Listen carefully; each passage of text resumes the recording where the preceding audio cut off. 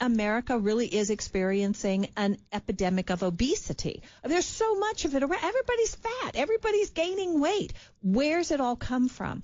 I tend to believe that a lot of that's coming from the additives in our foods, which are kind of making us crave other things, like the combination. I buy into the idea that it's the combination of salt, fat, and sugar. But what Coca-Cola's scientists, and I call them Coca-Cola Scientists because this is a group of scientists who, the whole beginning of this organization, Global Energy Balance Network, the whole thing was funded by Coke. They're the ones who gave them the start money. They're the ones who recruited the scientists who were going to do this so-called research. And I say so-called research because it was funded by Coca-Cola. And so what they said is, it's not sugar that's making you fat. Sugar's not the culprit here. Food is not the culprit here. They've even said, stop counting calories. It's not the calories you consume. It's the amount of exercise you get. So Coca-Cola has actually gone into certain communities. Dean mentioned that in many communities now there are laws that are being passed that will, I think it was New York City that wanted to restrict the size of, like the big gulp cups, to restrict the size of soft drinks that you could buy because of the sugar consumption in sugared soft drinks.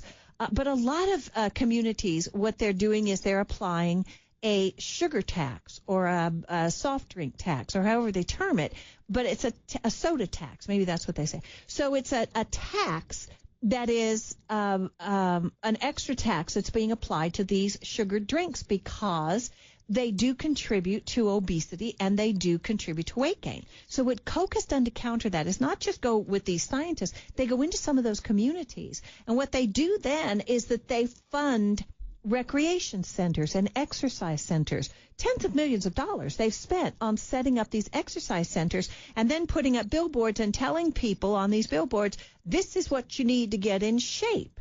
And they have effectively been able to use this campaign to thwart some of those efforts on the soft drink taxes.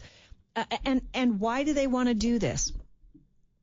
Coca-Cola, over the last 10 years, they've lost 25%.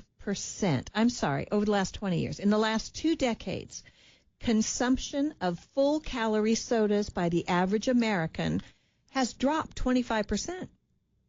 That's huge. 25%, that's a quarter. That's huge.